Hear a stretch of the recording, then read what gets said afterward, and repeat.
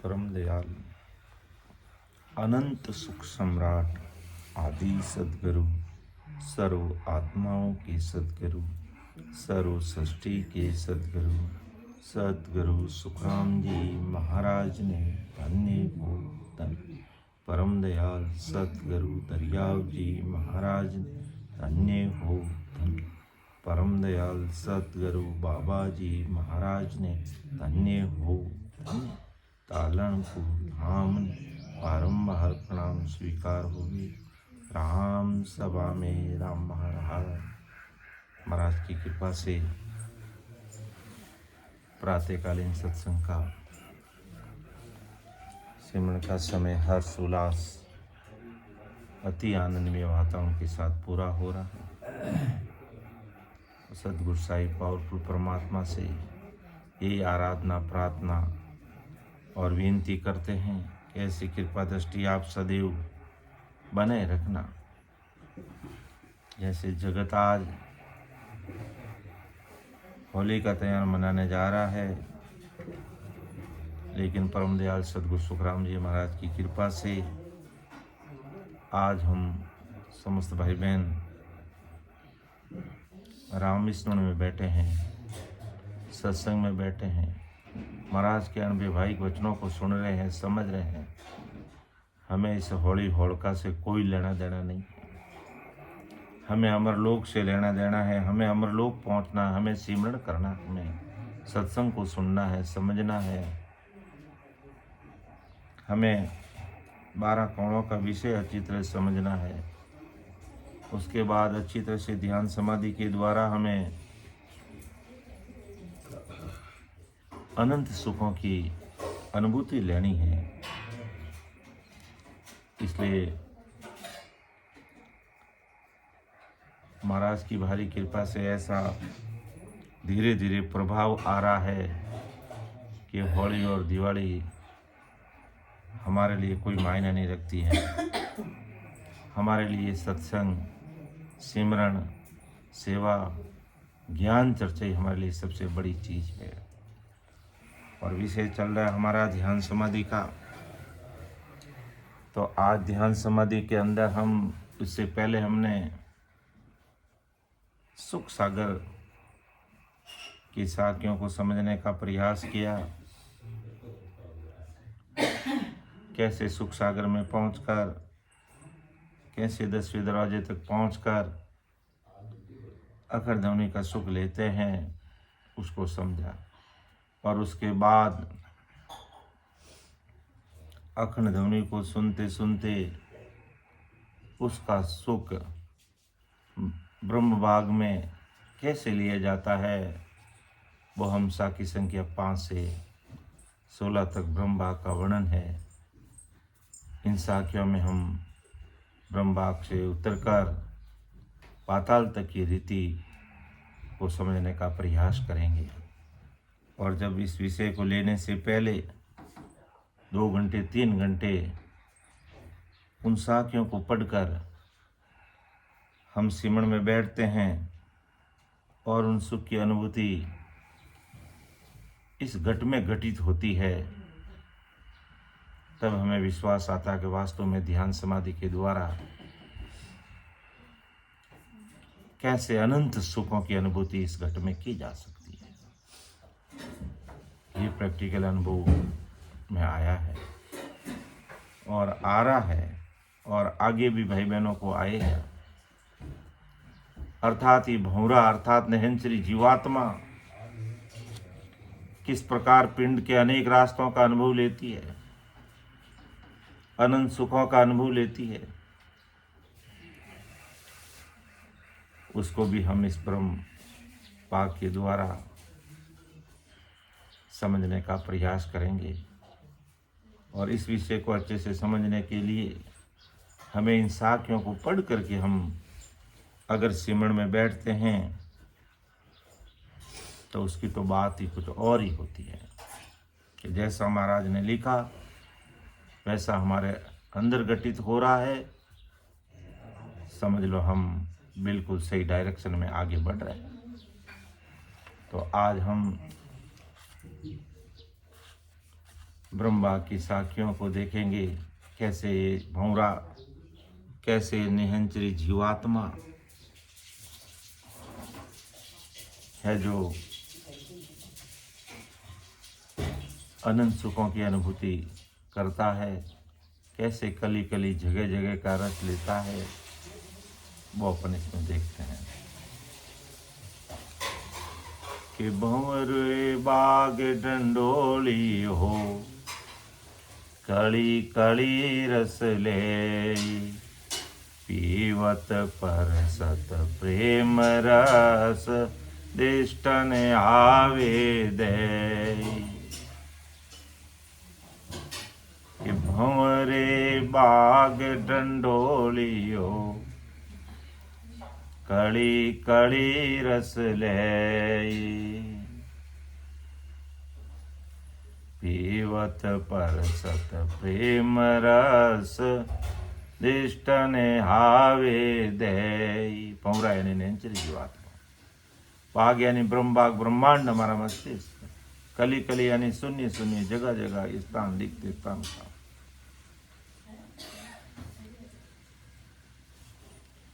कि भंवरा अर्थात नैंचरी जीवात्मा ने ब्रह्मबाग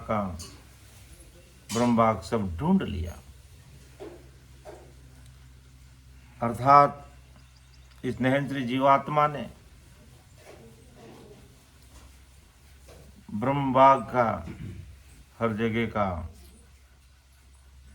आनंद लिया, सुख लिया, उसमें रचमच हो गया, खो गया, अर्थात कली कली का रस ले लिया। भंवरा वो प्रेम का रस पीता और प्रस्ता अर्थात आराम करता।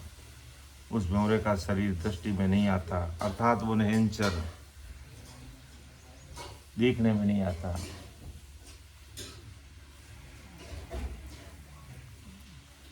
इस साखी में अपन 3 शब्द विशेष देखते हैं। पहला शब्द भंवरा, दूसरा शब्द बाग और तीसरा शब्द कली है। तो यहाँ पर भंवरा कहे तो नहंचरी जीवात्मा, दूसरा शब्द बाग कहे तो ब्रह्मबाग ब्रह्मांड है। तो इस ब्रह्मांड में अर्थात इस मस्तिष्क में सुषुम्ना के रस अर्थात सेरेब्रोस्पाइनल ध्रुव से घिरा हुआ है। इसको मस्तिष्क के चारों और वो फैला हुआ है, और हमारे संतान चित्र के द्वारा भी इसको समझाया गया है। फिर तीसरा शब्द कली कहें तो शून्य जगह, जिस प्रकार जगत में मनुष्य अनेक स्थानों को देखता है, उसका आनंद लेता है और उनमें विश्राम करता है, इसी प्रकार नयनचरी जीवात्मा ब्रह्मबाग में शून्य शून्य की खोज कर रही है, अर्थात शून्य शून्य का जगह जगह का आनंद ले रही है तथा उस शून्य में विश्राम कर रही है। ये सब निराकारी, इसलिए ये सब और नहंचरी जीवात्मा का शरीर दृष्टि में नहीं आता है, परंतु प्रेम का रस तो आ ही रहा है। अब यह कैसे अनुभव लें, इस बात को ध्यान पूर्वक समझेंगे हम। ये नहंचरी की ध्वनि जैसे 10वें द्वार पर सुन रहे हैं और उसी ध्वनि के विस्तार को ब्रह्मांड में सुन रहे हैं, यानी 10वें द्वार पर उस ध्वनि को सुन रहे हैं और उसका विस्तार धीरे धीरे कहाँ आ रहा है, पूरे ब्रह्मांड में आ रहा है, पूरे शरीर में आ रहा है। पार ब्रह्म से लेकर पूरे ब्रह्मांड में आगे की ओर आंखों के बीच अर्थात भ्रुकुटी तथा नीचे की ओर गिरवा यानी सर्वाइकल में अनुभव लेने लगेगा। यानी ऐसे सिमरण करते हुए ऐसे आनंद की अनुभूति पूरे ब्रह्मभाग में, पूरे ब्रह्मांड में, अर्थात सर्वाइकल से लेकर मेरुदंड से लेकर के पूरे ब्रह्मभाग तक ये नैंचरी जीवात्मा शून्य शून्य का कली कली का रस ले रहा, जगह जगह का आनंद ले रहा है। और मन में प्रश्न, मन में हमारे ये भी विचार आ सकता है कि 10वें द्वार पर पहुंच गए तो फिर वापस ऐसा क्यों? तो इसको अपन 3 बातों से समझ सकते हैं। पहला, आदि सदगुरु सुखराम जी महाराज ने करोड़ों सुनियों को पार कर मोक्ष प्राप्ति की बात फरमाई है कि करोड़ों सुनिए उसको पार करके हम परम मोक्ष में पहुंच जाए। तो इस अनुभव के माध्यम से आप ब्रह्मांड के अनेक सुनियों का अनुभव करेंगे। दूसरा, जैसा शस्त्रों विज्ञान ज्ञान में जानते हैं कि ब्रह्म शून्य ही इस अर्थात समझने के लिए जीव की आदि अनादि स्थान है, वहाँ से प्रकृति होता हुआ 5 तत्वों के शरीर में आया, अर्थात आदि अनादि स्थान, वहाँ से प्रकृति होता हुआ ये 5 तत्वों के शरीर में आया, यानी ब्रह्म शून्य ही अर्थात समझने के लिए जीव का आदि अनादि स्थान, वहाँ से प्रकृति से होता हुआ 5 तत्वों के शरीर में आया और पार ब्रह्म से लेकर प्रकृति तक के 13 लोकों का अनुभव करेंगे। फिर तीसरा, अधिकांश शत्रु विज्ञानी संत जो निरंतर निहंचर की अखंड ध्वनि सुनते हैं, उन्हें भी आंखों के मध्य प्रकृति और त्रिकुटी पर अनुभव आता रहता है, यानी 10वें द्वार से त्रिकुटी, 10वें द्वार तक। ये कुदरत कला है, इसमें असामान्य जैसी कोई बात नहीं है। ऐसा होता रहता है कि संत का ध्यान निहंचरी जीवात्मा का ध्यान 10वें द्वार पर है, अखंड ध्वनि सुन रहा है, फिर भी वो 10वें द्वार से त्रिकुटी, त्रिकुटी से 10वें द्वार तक, ऐसा एहसास उसको होता रहता है। तो आदि सदगुरु सुखराम जी महाराज ने राजा चंदूलाल को भी कहा, समझाया कि गगन मंडल में मंडी हमारी, तीर कोटि सेवा पूजा, सत का शब्द जोत के आगे, और देव नहीं दो जा। राजा ऐसा देखा होगा कि गगन मंडल में मंडी हमारी, अर्थात महाराज के मंडी हमारा ठिकाना कहाँ है? गगन मंडल में। लेकिन त्रिकुटी सेवा पूजा, त्रिकुटी सेवा पूजा यानी त्रिकुटी तक भी ध्यान आता रहता। मंडी कहाँ है? गगन मंडल में। ध्यान कहाँ है? गगन मंडल में। लेकिन त्रिकुटी सेवा पूजा यानी वहाँ भी ध्यान आता जाता रहता है। सत का शब्द जोत के आगे और देव ने दूजा। इसलिए सभी शंकाओं को त्याग दीजिए और जैसा आदि सद्गुरु के ध्यान समाधि में जो महाराज ने लिखा है उसका अनुभव करना है। और ध्यान समाधि सुन ले और अनुभव के उपरांत इस प्रकार के अनेक ब्रह्म है जो अपना आप हमारे खत्म हो जाएंगे। कभी हम 10वें द्वार पे पहुंच गए और अब है जो कैसे सुख लिया जाए, तो उस करोड़ों जो शून्य है जिसका हमने सुख नहीं लिया है उसका हमें सुख लेना है। ध्यान समाधि विषय की यही बड़ी भारी विशेषता है। फिर महाराज अगली साखी में फरमाते हैं कि ब्रह्म बाग में रम रहे हो, मगन भयो मन माई, सुख राम दास उण भंवर के, हे निस सरवर जाई। कि ब्रह्म बाग में रम रहे हो, मगन भयो मन माई, सुख राम दास उण भंवर के, हे निस सरवर जाई। परम दयाल अनंत सुख सम्राट आदि सद्गुरु सुखराम जी महाराज आज संसार के जगत के विशेष करके उन भाई बहनों को समझा रहे हैं जिन्होंने 12 करोड़ों का अनुभव करते हुए आगे बढ़े हैं। और ध्यान समाधि का विषय विशेष करके उन भाई बहनों के लिए लाभकारी है। तो परम दयाल अनंत सुख सम्राट आदि सद्गुरु सुखराम जी महाराज फरमा रहे हैं कि ब्रह्म बाग में अर्थात भंवरा रमण कर रहा है, वहाँ रमण कर रहा, रमणी कर रहा, आनंद ले रहा है और मन में मगन हो गया। उस भंवरे का रात दिन बराबर जाना कि निस सर भर जाए, ये निस सर पर जाए, अर्थात उस भंवरे का रात और दिन बराबर जा रहा है। उसको बराबर रात हो चाहे वो दिन हो, ऐसे जो सुखों की अनुभूति ले रहा है। जो महाराज के भेद विधि को सुनकर समझकर, जो सत्स्वरूपी राम नाम की साधना में लगकर जिसने नैन से निज नाम को घट में प्रकट कर लिया है और कंठ से हृदय, हृदय से मध्य, मध्य से नाभि, नाभि से ब्रह्मा जी का स्थान गुदा घाट शेष लोक और फिर 21 सुर, मेरुतंड, कीड़ा पिंगला, शुक्ल, त्रिकुटी, 3 ब्रह्म के 13 लोक, मामय का लोक, प्रगति लोक, ज्योति लोक, अजर लोक, आनंद लोक, एकर लोक, निरंजन, निराकार शिव ब्रह्म माँ शून्य शून्य सागर और पार ब्रह्म तक पहुंच गए और 10वें दरवाजे तक उस अखंड ध्वनि का जो सुख ले रहे हैं, वो सस्व परमात्मा की सता समाधि का सुख को एहसास कर रहे हैं। उस नहन श्री जीवात्मा को महाराज फरमाते हैं कि ब्रह्म बाग में रम रहे हो, मगन भयो मन माई, सुख राम दास ओण भंवर के ए निस सरवर जाई। अर्थात ब्रह्मभाग अर्थात ब्रह्मांड में नयन श्री जीवात्मा अनुभव लेते लेते मन ही मन मगन हो गए। और मगन हो रहे अपन को भी कितना आनंद आता है जब ध्यान समाधि में खो जाता है, हमारा ध्यान लग जाता है। जब हम समाधि का मतलब क्या, एक में खो जाना, एक में खो जाता है, ऐसा ध्यान लग जाता है। समय बेसमय भ्रमण का आनंद लेती रहती है, उसको पता ही नहीं चलता है। कभी दिन है कि रात है, कई भाई बहन ऐसे खो जाते हैं। कब सूर्य निकल आता है, कब सूर्य अस्त हो जाता पता ही नहीं चलता है।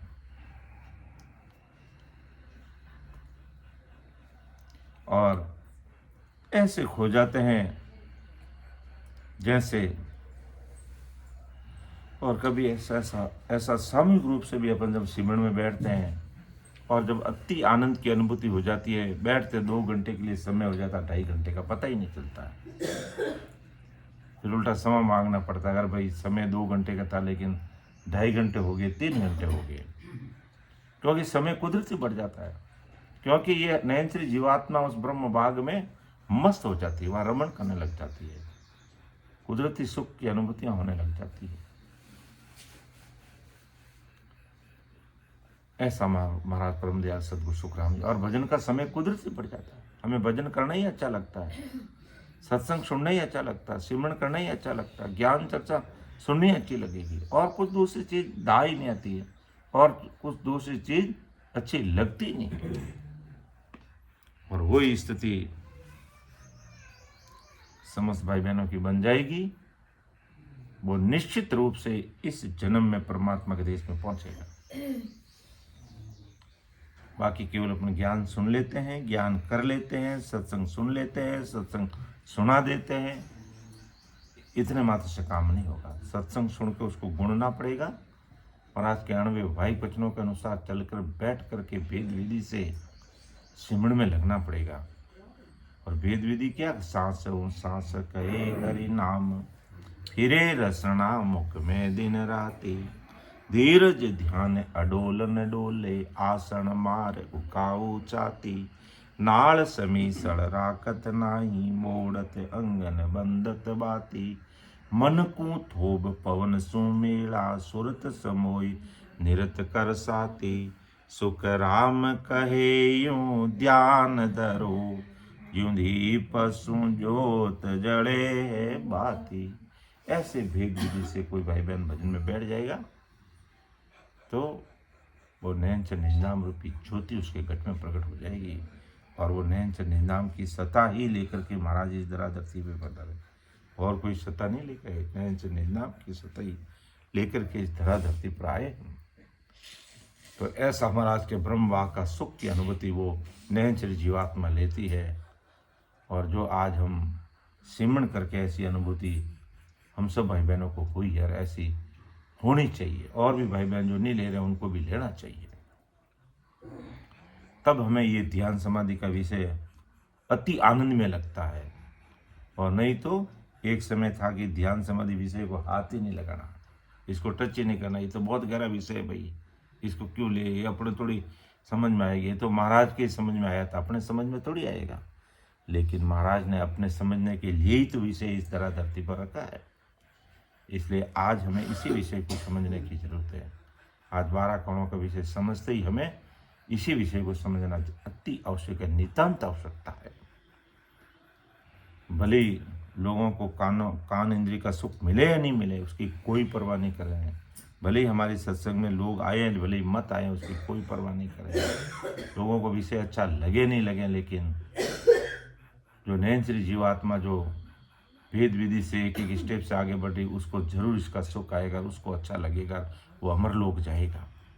केवल कानों को अच्छा लगने वाला विषय अमरलोक में नहीं पहुंचा पाएगा। वो हमें चेतन कर सकता, चेता सकता, लेकिन आखिर हमें ये शब्द वेद के गहरे विषय को ही सुनना पड़ेगा, समझना पड़ेगा, और कोई उपाय नहीं, और कोई चारा नहीं, और कोई रास्ता नहीं। तो ब्रह्म बाग में रम रही हो, मगन भयो मन माई, सुख रामदास उन भंवर के, ए निस सरबर जाई। ऐसी भारी कृपा हो जाती। फिर आगे कैसा और सुख मिलता है कि फूल फूल की बास ले, फूल फूल की बास ले, यानी हमारा शरीर, आँख, कान, नाक, मुख, जीभ सब उसकी आनंद लेने लग जाएगा कि फूल फूल की बास ले, भंवर रहो मस्ताई, सुख राम तलब पाछी पड़ी, उड़ नहीं धूरो जाई। परम दयाल अनंत सुख सम्राट, परम दयाल अनंत सुख सम्राट, यानी परम यानी सर्वश्रेष्ठ, हमसे भाई बहनों पर दया करने वाले महाराज, अर्थात परम दयाल अनंत सुख सम्राट आदि सदगुरु सुखराम जी महाराज फरमाते कि भंवरा यानी नयन श्री जीवात्मा फूल फूल की खुशबू लेकर मस्त हो गया, और उसकी खोज की इच्छा प्रबल होगी, और मैं जानूं, और कितनी सुनिए, और उसमें कैसे उसका आनंद लूं। उसकी इच्छा प्रबल किस तरफ हो गई? पूर्ण सुनियों का सुख लेने की तरफ उसकी इच्छा प्रबल हो रही है। उसकी इच्छा उसमें गर्क हो रही है, उसमें वो गर्क हो रहा है, उसमें वो डूब रहा है, यानी उसमें वो मस्त हो रहा है। भंवरा उड़कर दूर नहीं जा रहा। जैसे ब्रह्म बाग का सुख ले रहा, तो बस उसको इतनी आनंद की अनुभूति हो रही है कि बस मैं इसका सुख लेता ही रहूं, इसी में खोया ही रहूं, और कौन सी शून्य है, और कैसे सुख लिया जा सकता, कैसे मैं इसी में मस्त रहूं, 24 घंटे मेरी होता मेरा ध्यान इसी में लगा रहे बस, ऐसे वो इसमें मस्त हो रहा है। अर्थात फूल शब्द का प्रयोग मतलब इसका तात्पर्य हमारे फूल फूल की बात कैसे ले रहा है कि हमारी आंखें, हमारा कान, नाक, मुंह, जीवा, अलजीवा और कागलिया इत्यादि जीवात्मा ब्रह्मांड की धमनियों और शिराओं अर्थात नसों के माध्यम से इन सभी अंगों से, इन फूलों से सुख ले रही है। आंख, नाक, कान, कागलिया सबसे सुख ले रही है। धमनियां, शिराएं अर्थात नसें, ये सभी अंग है जो सुमिरन में, ये सभी अंग खोज में लगे हैं, उसका आनंद ले रहे हैं। अर्थात ब्रह्मांड की खोज में इतने मस्त हो गए कि किसी दूसरी जगह नहीं जाते। इस प्रकार मन, बुद्धि, चित्त भी ब्रह्मांड की खोज में आनंदित हो गई, उसमें लग गई। फिर महाराज आगे फरमाते हैं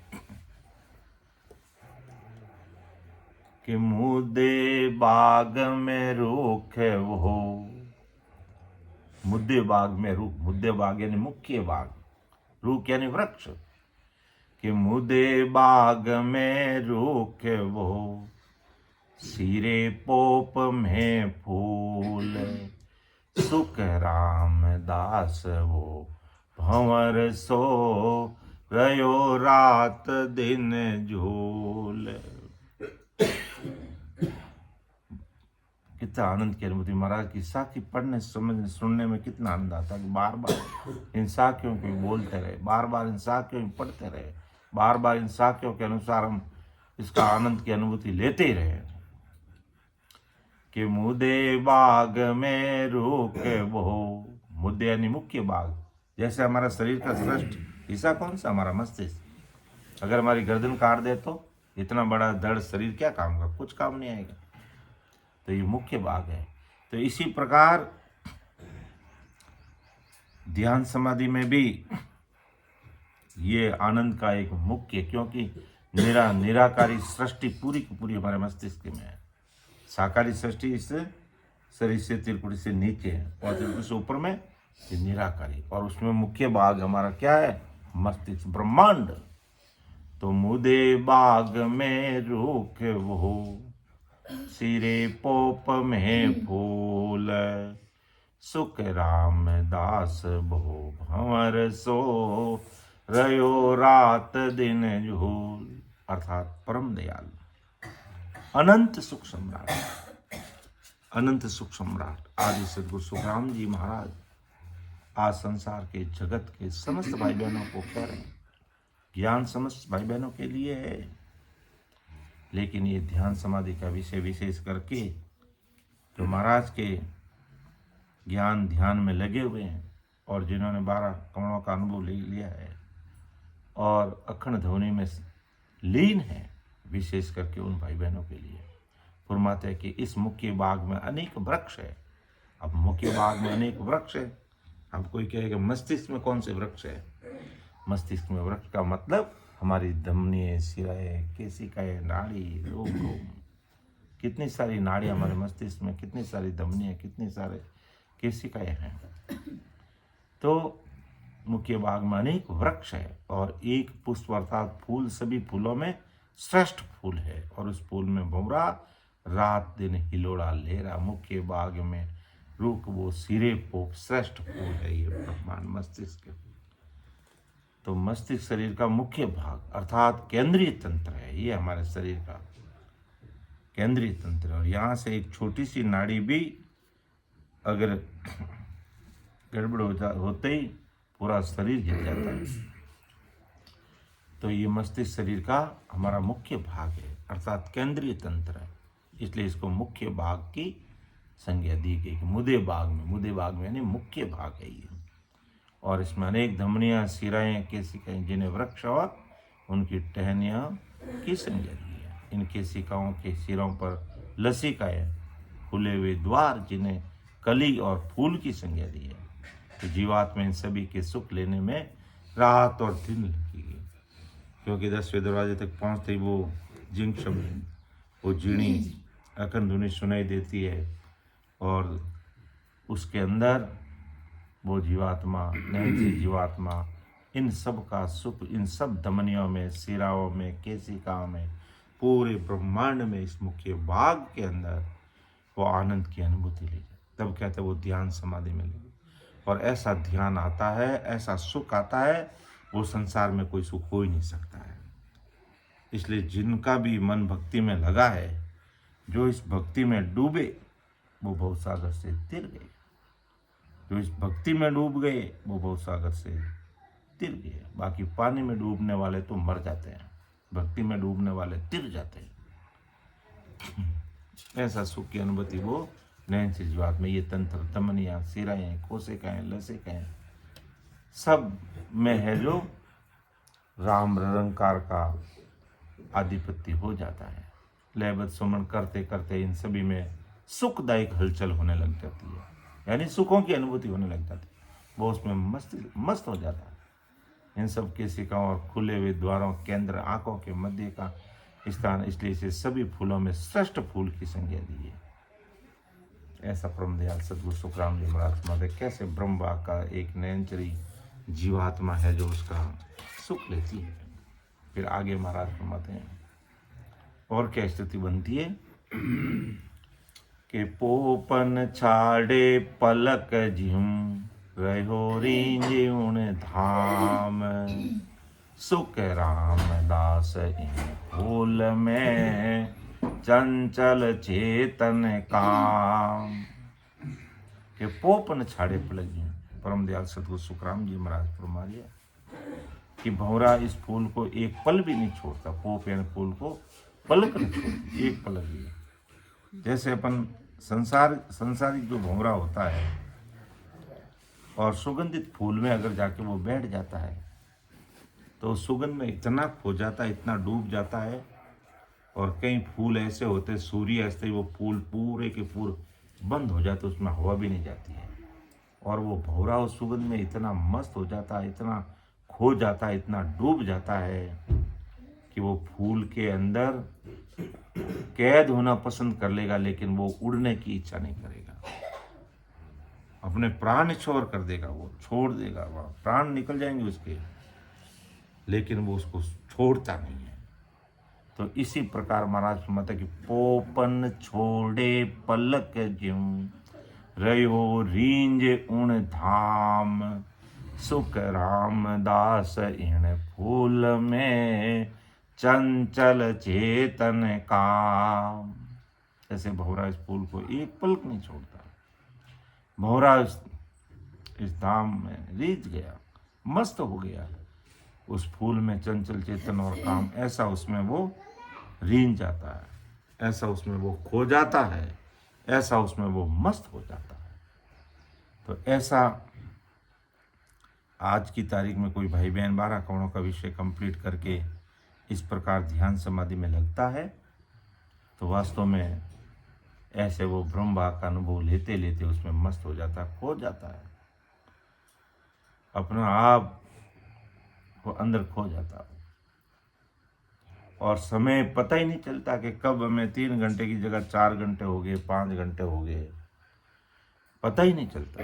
और ऐसा प्रैक्टिकल वास्तव में हुआ है, अनुभव किया है, ऐसा होता है वास्तव में कि विषय को सुनकर समझकर जब अपन प्रैक्टिकल करते हैं तो अब पता चलता कि वास्तव में ऐसा होता है, महाराज ने लिखा है और ऐसा हमारे साथ भी हुआ है कि जब इस प्रकार का हम सुख में ग्रक हो जाते हैं, ऐसे ब्रह्मा का सुख लेते हैं तो उस समय का कोई एहसास नहीं रहता, पता ही नहीं चलता है। और ऐसी ध्यान समाधि के अंदर जब ऐसा ध्यान लग जाता है और अगर कोई घर परिवार का सदस्य कोई ध्यान से उठा के कहता कि नहीं तुम्हें 5 स्टार होटल में लेके चलेंगे, वहाँ अच्छे से खाना खाएंगे, वहाँ थोड़ा मौज मस्ती करेंगे, तो जो ब्रह्म बाग में रम रहा है वो 5 स्टार रूपी होटल की तरफ ध्यान ही नहीं देगा, उसे कोई लेना, वो ये कहेगा मैं तो मेरे ध्यान में मस्त हूँ, तुम्हें अगर जाना है तो तुम जाइए, मैं तो मुझे मत छेड़ो बस। और कोई इच्छा नहीं रहती है मायावी जगत की, संसारी खान पान की, सारे से वो निकल जाता है क्योंकि वो ऐसा वो सुख मिलता है उसको, ऐसे सुख के अंदर वो गर्क हो जाता है, ऐसा मस्त हो जाता है, तो उस चीज़ को वो छोड़ना ही नहीं चाहता है कि पोपन छाड़े पलक जिहूं, रयो रींजे उण धाम, सुख रामदास इन फूल में, चंचल चेतन काम। कि जीवात्मा इस बुरकुटी में मस्त हो गई और उसे छोड़ना नहीं चाहती, जबकि जीवात्मा को पता है कि यह स्थिरता भी नहीं है बल्कि चंचलता है, किसी भी समय नीचे साकारी सृष्टि में जाना पड़ सकता है, क्योंकि अगर वो त्रिकुटी बरकुटी तक का सुख ले रहा है तो उसको नीचे जाना पड़ सकता है। तो जीवात्मा ये भी जानती है कि इस स्थान पर कुदरतन चैतन्य होकर 5 सुख मौजूद रहते हैं, 5 सुख यहाँ पर कुदरती मिलते हैं जो सदा के लिए नहीं है। इतना जानने के बाद भी इस स्थान पर वो मस्त हो जाता है। जैसे मनुष्य को पता है कि भी मृत्युलोक में काल है, जैसे मनुष्य को ये पता है कि भी मृत्युलोक में काल है, फिर भी वो क्या करता है, गफलत में रहकर मस्त रहता है और काल से बचने का साधन नहीं करता है। जैसे मनुष्य को पता है कि विषय में अल्प सुख है, 5 विषयों में सुख है, लेकिन कितने सुख है, थोड़े से सुख है। आप मान लो आंखों से कोई चीज़, अच्छी से अच्छी चीज़ देखना चाहेंगे और वो अच्छी चीज़ हमारे सामने है, मान लो कितनी देर देखेंगे उसको, अपन देखते देखते उग जाएंगे। खाने की कोई चीज़ हमारी जीभ से बहुत अच्छी चीज़ लग रही है हमें, हम खा रहे हैं, कितनी देर खाएंगे, 1 दिन खा लेंगे, 2 दिन खा लेंगे, 3 दिन खाएंगे, आखिर कहेंगे भाई लुकी रोटी और सब्जी दाल रोटी बनाओ भाई, उब जाते हैं। कानों से बड़े नए नए गाने म्यूजिक सुनेंगे, कितने दिन सुनेंगे, आखिर उब जाएंगे, बंद करो, रोज रोज ये इसको बंद करो। और महाराज के अनुभव वैवाहिक वचनों को मान लो एक ही अगर हृदय पद कोई ले लो और हम उसको 100 बार सुनेंगे तो हमें नए ही लगेगा कि सतगुरा ओखद पाई लाए, सतगुरा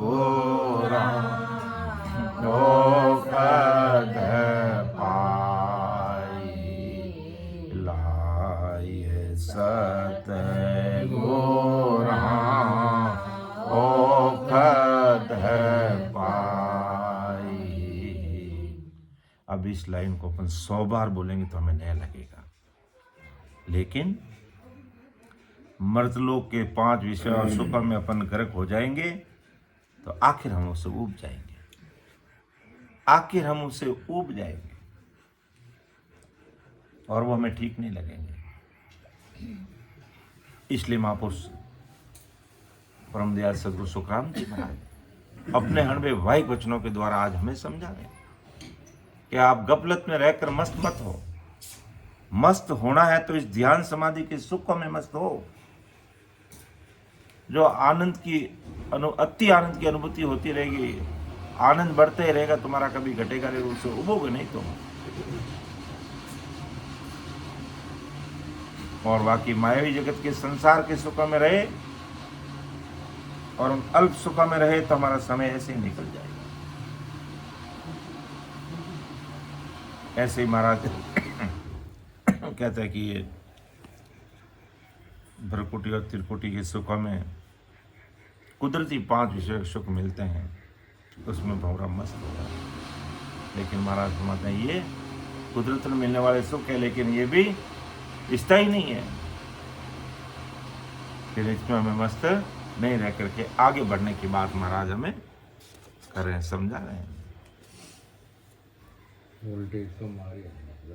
फिर आगे समझा रिया है कि 2 पाँख के बीच में हिमरत चुवे सुबास, सोरस ले सुख राम जी भंवर तजे जुगे आस।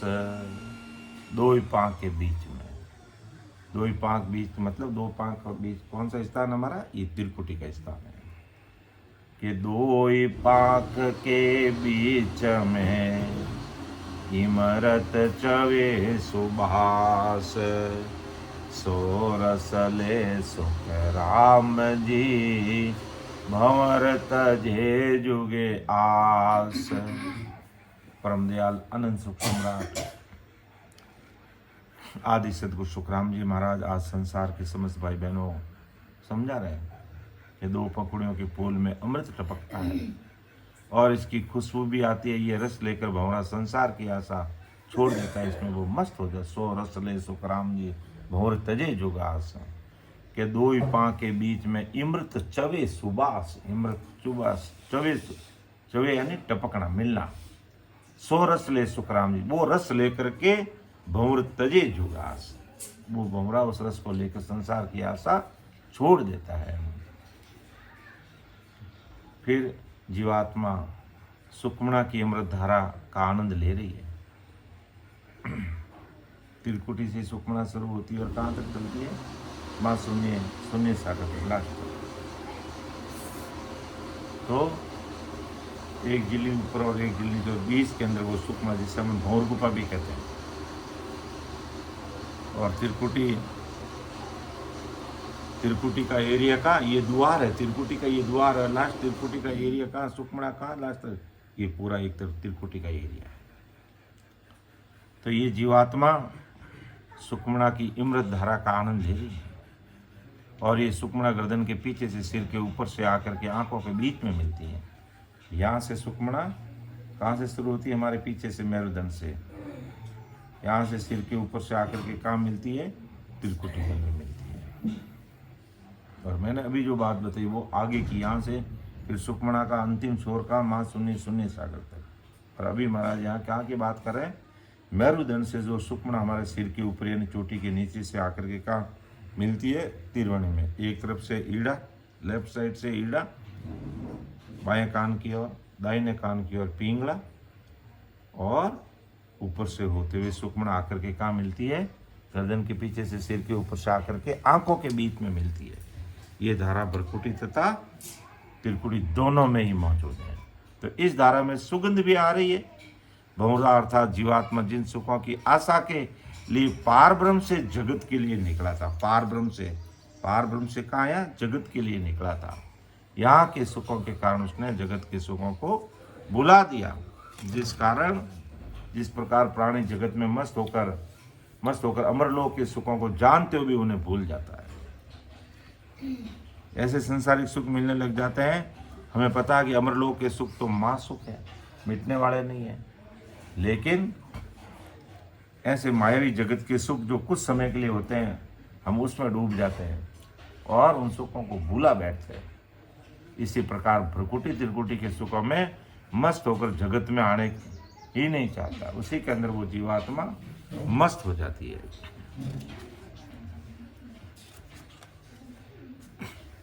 फिर आगे महाराज फरमाते हैं कि निर्भय छल मगन सो आदन आसन चाई, सुख राम सहज सुख चिरकुटी भंवर विराजे माई। अर्थात निर्बेन छल मगन सो आदन आसन चाई, सुख राम सहज सुख तिरकुटी भंवर विराजे माई। अर्थात परम दयालानंद सुख सम्राट आदि सदगुरु सुखराम जी महाराज फरमा रहे कि त्रिकुटी के कुदरती सुख पाकर भंवरा अर्थात जीवात्मा निर्भय निचल मगन हो गई। कुदरती सुख कैसे? एक तो हम 5 विषयों के एक एक सुख हम अलग अलग लेते हैं और वो 5 विषय के सुख कुदरती यहाँ आते आते उसको मिलने लग जाते हैं। तो 5 सुख उसको मिलने लग जाते हैं कुदरती, तो वो उसमें मस्त हो जाता है, वो उसमें मस्त होता है, निर्भय निश्चल मगन हो जाता है। आदि अवस्था सदा सुखों की आशा जैसी चाहना भी नहीं रही, तो भंवरा अर्थात जीवात्मा भ्रकुटी में ही विराजमान हो जाता है, यहीं बैठ जाता है, यही अपना मठ बना लेता है। अर्थात जीवात्मा अपनी अवस्था यानी उस पार ब्रह्म में था तब की सुख और दुख से रहित अवस्था को भुला दिया और जिन सुखों की आशा के लिए सुख और दुख से रहित अवस्था को छोड़कर साकारी सृष्टि के लिए निकला था, उन सुखों की आशा को भी भूल गया और प्रकृति त्रिकुटी के कुदरती सुखों में मस्त होकर वही रह गया और भूल गया कि यहाँ स्थायी निवास नहीं है। जैसे प्राणी जगत के सुखों को पाने के प्रयास में ये भूल जाता है कि उसकी मृत्यु निश्चित है, ऐसे सुखों में डूब जाता है जैसे मैं अमर होऊंगा संसार में। लेकिन संसार को भी छोड़ना पड़ता है और इन सुखों को भी छोड़ना पड़ता है। वो भूल जाता है कि मेरी मौत निश्चित है, लेकिन भूल जाता वो सुखों में ऐसा गर्क हो जाता जैसे मैं तो संसार में अमर रहूंगा, जबकि अमर हो नहीं पाता है। इसलिए वो अमर सुखों के देश जाने की चाहना भी नहीं करता। इस प्रकार की स्थिति जीवात्मा की भ्रकुटी में रहती है, त्रिकुटी भ्रकुटी में। फिर आगे महाराज फरमाते हैं कि सातंग राजस तामसी ए तीनों उण धाम। कहाँ? त्रिकुटी में। सातंग राजस तामसी ए तीनों उण धाम, सुख राम निरत कर पर किया काया उत्पत काम। काम पर भ्रकुटी त्रिकुटी की बात महाराज कर रहे हैं। अर्थात परम दयाल सदगुरु सुखराम जी महाराज आज संसार के और विशेष करके महाराज के इस भक्ति में जो लगे हुए हैं और 12 कमलों का विषय का अनुभव ले लिया है, उनके लिए विशेष करके महाराज समझा रहे अपन भाई कि सद्गुण के सातक राजस तामसी ये तीनों उण धाम। कहाँ पर? त्रिकुटी भ्रकुटी में। सद्गुण, रजोगुण, तमोगुण, इन तीनों का यही धाम है। नृत्य करके वहाँ परीक्षा से जाना कि काया की उत्पत्ति का देवता अर्थात कामदेव का स्थान भी ये भ्रकुटी से, ये कामदेव यहीं से और यहीं से ये कामदेव के द्वारा जीव माँ के गर्भवास में आता है। तो महाराज फरमाते कि सातंग राजस तामसी ये तीनों उण धाम इस त्रिकुटी में भ्रकुटी में सुखराम निरत कर पर के अच्छे से देखा काया उत्पत्त काम, काया की उत्पत्ति का जो स्थान है ही है। तब अपन कहते हैं कि शरीर का आदि स्थान क्या है? हमारी भ्रकुटी। जीव का आदि स्थान क्या है? पार ब्रह्म। और परमहंस का आदि स्थान क्या है? आनंद लोक, ससु परमात्मा का देश। तो सातंग राजस तामसी ये तीनों उण धाम, सुख राम निरत कर पर किया काया उत्पत काम। अर्थात भ्रकुटी से पारब्रह्म की ओर निराकारी सृष्टि है, ये हमारी भ्रकुटी है। और पारब्रह्म कहाँ है? आगे ऊपर की तरफ। तो भ्रकुटी से पारब्रह्म की ओर की यात्रा क्या है? निराकार। भ्रकुटी से नीचे की जो यात्रा है वो साकारी सृष्टि है, और भ्रकुटी से ऊपर निराकारी सृष्टि है। तो भ्रकुटी से पारब्रह्म की ओर निराकारी सृष्टि तथा त्रिगुण माया की ओर साकारी सृष्टि नीचे की ओर। जिसने साकारी सृष्टि में संसार करने का ज्ञान दिया, ऐसी त्रिगुण शक्ति साकारी सृष्टि में उत्पत्ति का कार्य करने वाले रजोगुणी ब्रह्मा, प्रतिपाल का कार्य करने वाले सतोगुणी विष्णु तथा संहार का कार्य करने वाले शंकर, इस सभी का केंद्र स्थान भी ये हमारा भ्रकुटी है। अर्थात ये त्रिगुण माया यहाँ है, ये तीन देव यहाँ है। जासू उड़ जुग आविया, यहाँ से उड़ के कहा है? जग माया, यानी शरीर धारण किया। कहाँ आकर के? माँ के गर्भाश में। कि जासू उड़ जुग आविया, देखो वो घर जाए, सुखिया बरसे तेज सो, देव विराजे माई। अर्थात परम दयाल अनंत सुख सम्राट आदि सदगुरु सुखराम जी महाराज फरमा रहे हैं कि जहाँ से उड़कर संसार में आया और वो घर पुनः जाकर देखा कि जहाँ सू उड़ जुग आविया, देखो वो घर जाए, सुखिया बरसे तेज सो, देव विराजे माई। अर्थात कुदरती सुख पाकर भंवरा, अर्थात जीवात्मा जहाँ निर्भय निश्चल और मगन हो गई थी, ऐसे भ्रकुटी से उतरकर जगत में अर्थात साकारी सृष्टि में आया, जीवपना धारण किया। जिस प्रकार प्राणी इस जगत में मगन हो रखा है, जबकि यहाँ से जाना निश्चित है। इस संसार में आकर अपन मगन हो जाते हैं, बस हमारे तो सब कुछ ठीक है, निश्चित हो जाते हैं, लेकिन ये पता नहीं एक दिन हमें इसे छोड़ के जाना पड़ेगा। उसी प्रकार महाराज महोदय भ्रकुटी से जगत में आना निश्चित है। ये बात भी समझ लो कि तेज भी यहीं बरसता, यानी तेज उनकी काया में भी ये जीवात्मा इसी भ्रकुटी से ही आती है। ये कामदेव का स्थान है और यहीं से उसकी उत्पत्ति है। तो अब वहाँ जाकर के वापस मैंने देखा तो यहाँ का तेज भी मुझे देखने लगा। तो फिर महाराज आगे फरमाते कि इन घर सो हम बिछड़िया, बहुया भवन है अपार, दुख सुख सो सुख राम के, लागा हंस जुगेलार।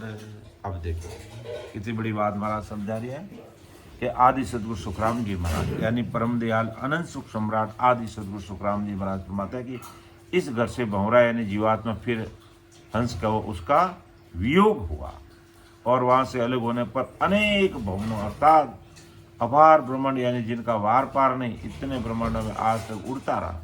यानी यहाँ भ्रकुटी से हंस निकला और इस हंस के पीछे दुख और सुख लग गए। कितने सुख दुख लगे, जैसा कि चित्र में समझा कि 84 लाख योनियों को दिखाया गया।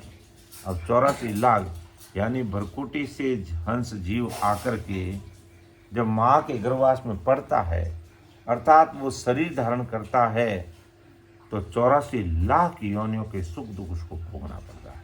और 84 लाख योनियां भी कौन सी है? जिसमें देखो कि 9 लाख जड़ में रहने वाली योनि, 9 लाख योनि जड़ में रहने वाली, यानी जड़ के जीव कितने मरने पड़ते हैं? 9 लाख। फिर वृक्ष तथा पौधों की योनियां कितनी है? 20 लाख। ये जो पौधे बने ये भी एक जीव है, ये एक योनि भोग रहे हैं, ये भी अपनी एक योनि भोग रहे हैं। जन अपन देखते कैसे पौधे हरे भरे रहते हैं और इनका भी समय पूरा आता है, ये भी सूख जाता है, खड़े खड़े सूख जाते हैं। तो 20 लाख की योनि है जो वृक्ष और पौधों की है। फिर 11 लाख है जो कीट पतंगों की, 11 लाख कीट पतंगे 10 लाख पक्षी, 30 लाख पशु और 4 लाख मनुष्य की अलग अलग योनियाँ। इस प्रकार ये 84 लाख प्रकार की जो योनियों में ये सुख दुख भोगता। कब? जीव का स्थान का भरकुटी, और यहाँ से निकल के जब माँ के गर्भवास में आकर के जन्म धारण कर लेता है, 84 लाख योनियों का दुख उसको भोगना पड़ता है। अर्थात 84 लाख योनि में जहाँ तक गर्भ के बारी बारी दुख और जन्म के उपरांत भी मामूली सुखों के साथ बड़े बड़े दुख में लगा रहता है। अच्छे कर्मों से देवलोक के बड़े सुख और मामूली दुख मिलते हैं। नरक और अगति में भी अपार दुख और छोटे मोटे सुख भुगतता रहता है। इस प्रकार हंस के साथ दुख और सुख लगे रहते हैं, और सुखों की चाहना में पारब्रह्म से निकला था, और इस हंस के पीछे दुख और सुख लग गए। पारब्रह्म से निकला क्यों था? कि हमें वो माँ सुख चाहिए अमरलोक के। लेकिन जीवपणा में आकर के जब 84 लाख योनि में पड़ गया तो महा दुखों में पड़ गया, क्योंकि जब सदगुरु जी महाराज का सानिध्य नहीं मिल पाता है तो जीव भारी दुखों में गोते खाता है। तो सुख राम कहे सब सांबल हो, एक देश के माई, मन पवना दोनों मिले, सांस सबद गरनाई। परम दयाल सदगुरु सुखराम जी महाराज, परम दयाल सदगुरु सुखराम जी महाराज फरमाते हैं कि सभी सुनो मेरी बात। एक देश में अर्थात पहली पौड़ में मन और पवन ये दोनों मिले और इनमें श्वास और शब्द मिलकर गर्जना करने लगे। तो इस साखी में महाराज पहले भरकुटी से उतरने वाले पौड़ों अर्थात मार्गों का वर्णन, और इस साखी में आदि सदगुरु सुखराम जी महाराज फरमाते हैं कि भरकुटी से उतरने वाला एक पौड़ अर्थात पहला मार्ग पवन यानी श्वास, भरकुटी से श्वास उतरती है जिसके साथ मन भी आया, और इस श्वासा के साथ शरीर में ओम सोम अजपा कुदरती लगा हुआ है। यानी ओम सोम यानी आती जाती सांस अपन लेंगे चाहे नहीं लेंगे तो ये कुदरती चलता है। जो गर्जना करा है ये जीवात्मा का शरीर में होने का चिन्ह है, यानी ये जीवात्मा जीवित है, इसका प्रतीक है कि इसमें सांस चल रहा है। फिर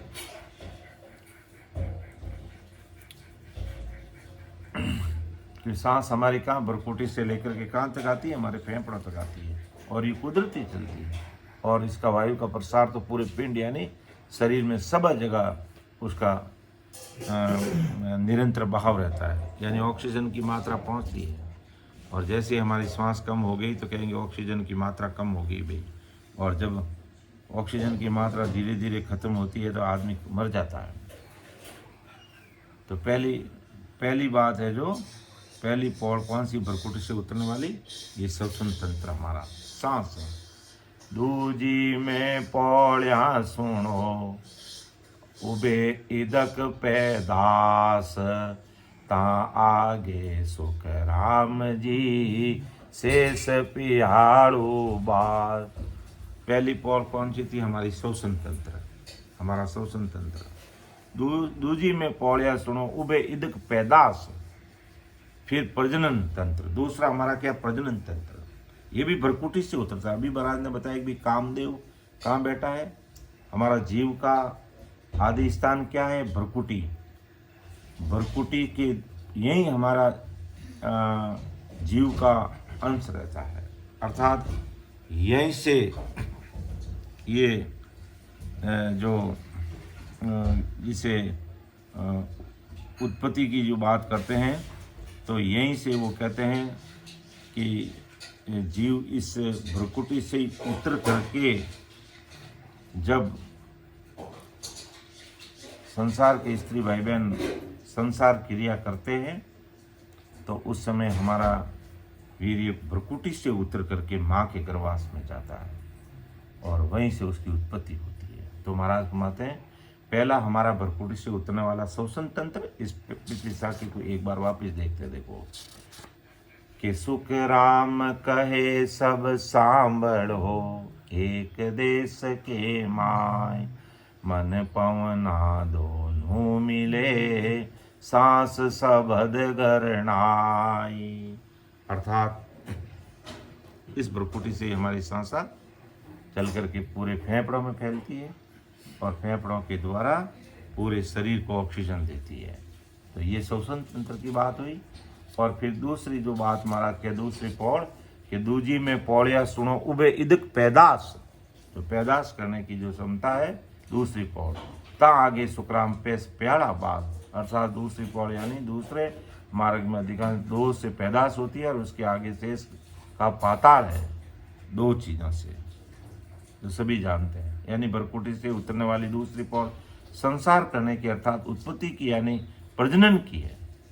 सामाजिक मर्यादा को ध्यान में रखते हुए प्रजनन तंत्र का इसमें चित्र भी नहीं बनाया गया है, केवल माँ और बेटे का चित्र दिया गया यहाँ पर और उसको समझना चाहिए। तो आपके समझने के लिए 2 नंबर अंकित कर दिए, यानी एक चित्र माँ और बच्चे का चित्र दिया गया है। यानी इस पौड़ में माता पिता से सृजन होता है, अधिकांश यही कुदरती नियम है। उबे शब्द के स्थान पर उबे शब्द अभय पैदा होता है, जिसका अर्थ है जोड़े से, जिसके कुछ अपवाद भी हैं। जहाँ सर्जन अर्थात उत्पत्ति के साधन एक ही शरीर में है, नगनी अर्थात न के बराबर उत्पत्ति कला के आधार से भी होते हैं। श्वासा के रास्ते और उत्पत्ति के रास्ते के आगे पाताल है और ये पाताल को जाने वाला रास्ता तीसरी पौड़, जिसको 3 नंबर अंकित कर पाचन तंत्र का कहा। अर्थात भ्रुकुटी से उतरने वाले 3 चीज हमारे सामने, श्वसन तंत्र, प्रजनन तंत्र और पाचन तंत्र। ये पाताल को जाने वाला रास्ता तीसरी पौड़, इसको 3 नंबर अंकित करके पाचन तंत्र।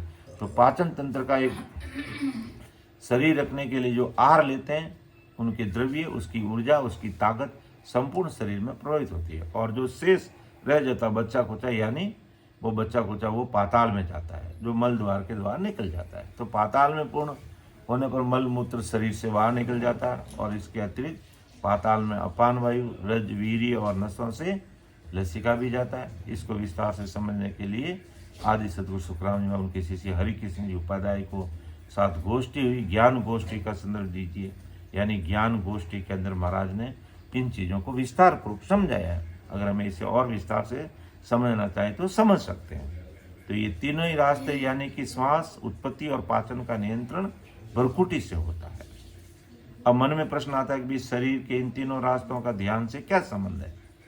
तो ये भी बात है, हमें भ्रुकुटी से पाचन तंत्र, प्रजन तंत्र, श्वसन तंत्र से हमारा क्या लेना देना है, क्या लेना देना है। तो अभी समझने के लिए हमें इतना जाने कि भाई आती जाती श्वास अर्थात श्वास और सांस में ऊंडी गहरी श्वास के साथ राम राम सुन करते हुए पाताल में अनुभव होने लगता है, हमें ये समझना है। और पाताल में कंपन होने लग जाता है।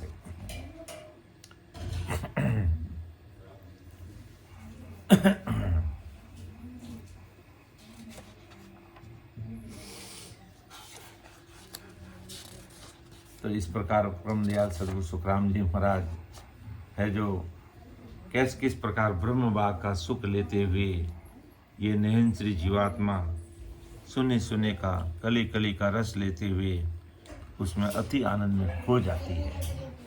ऐसा परम दयाल सदगुरु सुखराम जी महाराज इस ब्रह्म बाग की साखियों के माध्यम से आज हमें विशेष करके जो भाई बहन भजन में लगे हुए हैं लंबे समय से और 12 कमलों का अनुभव करते हुए आगे ध्यान समाधि की तरफ बढ़ रहे हैं, उनके लिए ये विषय बड़ा महत्वपूर्ण है कि जो अखंड ध्वनि सुन रहे हैं। और अखंड ध्वनि कैसे, जैसे महाराज ने अभी हमने पद में लिया था कल शाम को कि रूणे जूणे रूणे जूणे रूणे जूणे रूणे जूणे बाजे रे की गन में झड़कारा और सुनाए राग छती सुमण का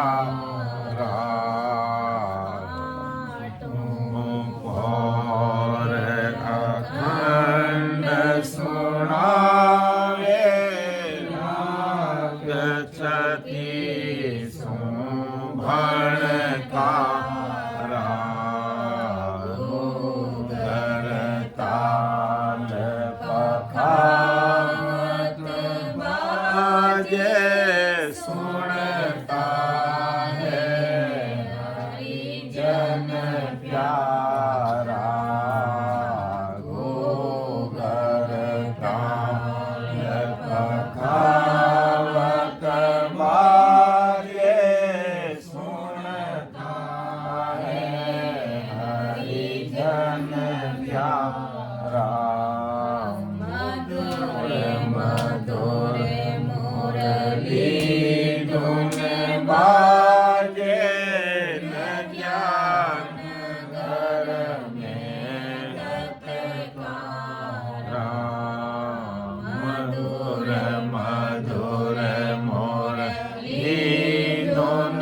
बाजे लग्या नगर में तत्कारा ऋण झुण ऋण झुण ऋण झुण ऋण झुण बाजे रे गीतन में झणकारा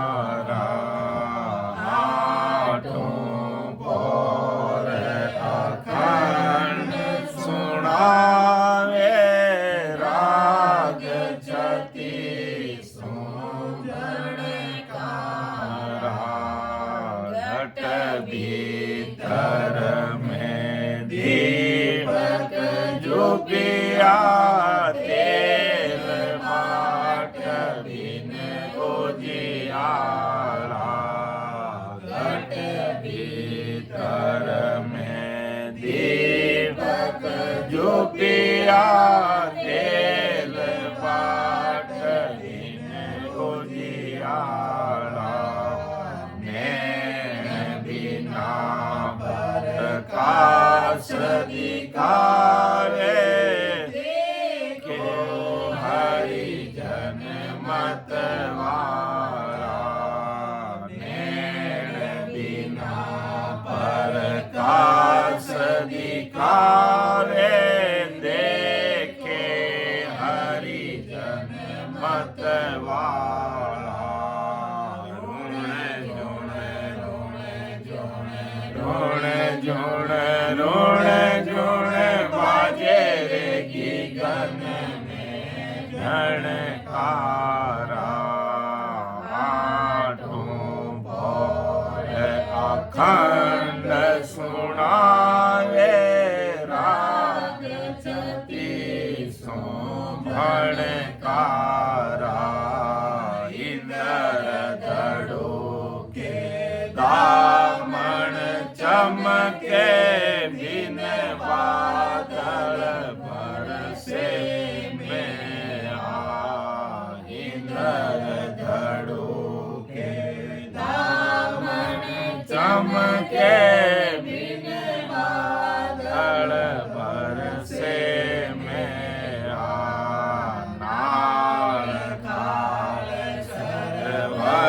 सब छिलिया तोयन आया जल से नाल खाल सरवर सब छिलिया तोयन आया जल से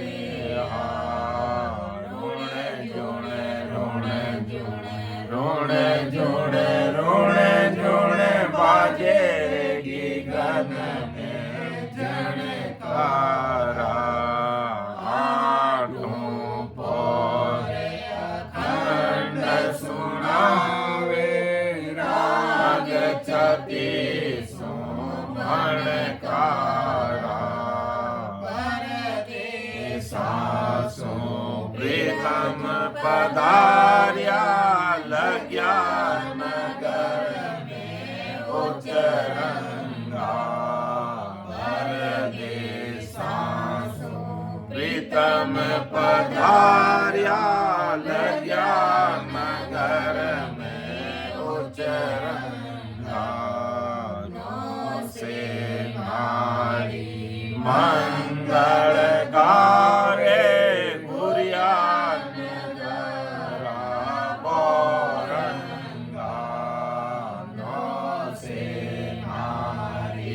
मंगल गावे गुरियान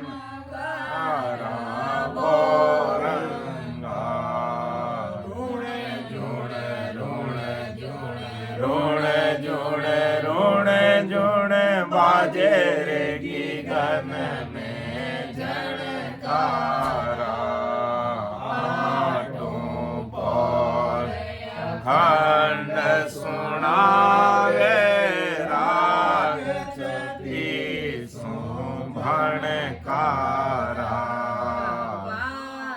परम परमात्म वेद्या भाया, निर्गुण निर्वासा,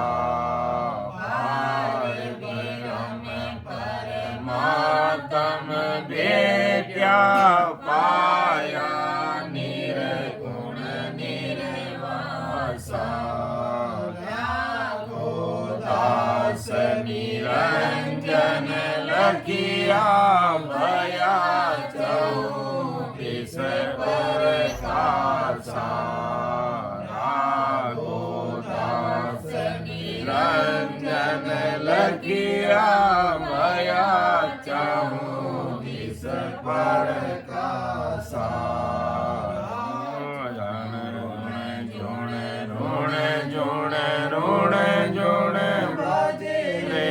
गगन में झनकारा, आठों पौर खंड सुनावे, राग छत्तीसों भणकारा, राघो दास परम गुरु परस्या, सायब दरस्या घट माई, राघो दास परम गुरु परस्या, सायब दरस्या घट माई, रोम रोम निस दिन लागी, जन्म मरण सांसो नाई, रोम रोम निस दिन लिव लागी, जन्म मरण सांसो नाई, ऋण जुण ऋण जुण ऋण जुण ऋण जुण बाजेगी गगन में झनकारा, आठों पौर अखंड सुनावे, राग छत्तीसों भणकारा। तो परम दयाल सतगुरु सुखराम जी महाराज भी आज जो हमने ध्यान समाधि का जो विषय लिया, ब्रह्मा के सुख की बातें हमने देखी, तो ये विषय 12 कमलों का अनुभव करके जो ऋण जुण बाजे रे गगन में झनकारा, यानी वो अखंड ध्वनि जिनको आ रही है, और फिर कैसे रग रग रोम रोम नाड़ी नाड़ी में कैसा उसका सुख लिया जाए, उस जो सस्वरूप परमात्मा से आने वाली जो 10वें द्वार पर जो ध्वनि है, उसका विस्तार पूरे शरीर में कैसे होगा, वो भी इस पद के अंदर राघोदास जी महाराज ने लिखा है। तो उन संतों के लिए विषय बड़ा महत्वपूर्ण हो जाता है, बड़ा इम्पोर्टेंट हो जाता है कि ऐसे अखंड ध्वनि को सुनना और फिर ध्यान समाधि के द्वारा कैसे उसका सुख की अनुभूति लेना इस घट के अंदर, और फिर डग डग हंसते हुए परमात्मा के देश में पहुंचना। तो जरूर हमें 12 कमलों के विषयों को समझ करके इस प्रकार अखंड ध्वनि को सुनते हुए पूरे शरीर के अंदर करोड़ों शून्य में उसका सुख लेते हुए हमें इसी जन्म से अमरलोक जाना, यही हम सबका प्रयास है। और महाराज से यही अरदास करते हैं कि ऐसे जो शब्द वेद के और गढ़ पर्चे की जो बातें हैं, सदैव आप हम सबको सुनाते रहना, हम सबके सामने ऐसे विषय आप कृपा करके रखते रहना, जिससे हम अच्छी तरह से इसकी बारीकी को सुनकर समझकर प्रैक्टिकल ध्यान करके हम इसी जन्म से भवसागर से पार हो जाए। तो बोलने में समझाने में मेरे से कोई त्रुटि भूल रह सकती है। मैं समस्त वरिष्ठ संतों से निवेदन करूंगा कि कोई बात ऊपर नीचे हुई है तो उसे मेरा मार्गदर्शन करेंगे और मुझे ज़रूर बताएंगे। सुन जो मैं निर्दोष हूँ, घाट बाद जैसे हो, तुम्हें हरे बोलने हार हो, क्या जानेगा को।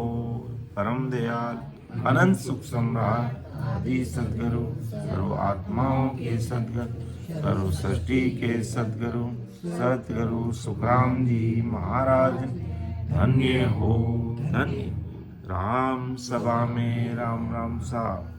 सभी को राम राम, सभी संतों को मेरा बारंबार कोटि कोटि राम राम सा प्रणाम।